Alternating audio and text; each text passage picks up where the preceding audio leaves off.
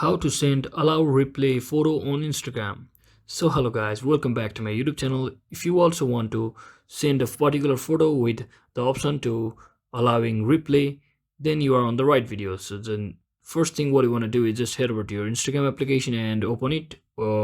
Make sure you are logged into your account, and once you're inside here, just head over to your chat section and simply select any of the chat.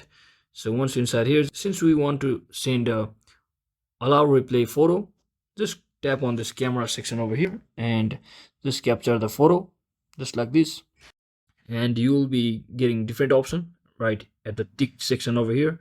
So once you click on it, you can get the view once option, allow replay option, keep in chat options. So just toggle it to or switch it to allow replay option, and then just click on send, and you can, as you can see, it has been successfully sent. And as you can see, the photo has been successfully sent as a allow once allow replay photo on Instagram. So that is it for today guys. I hope this video was helpful. If it was, don't forget to like and subscribe to channel. See you on the next one.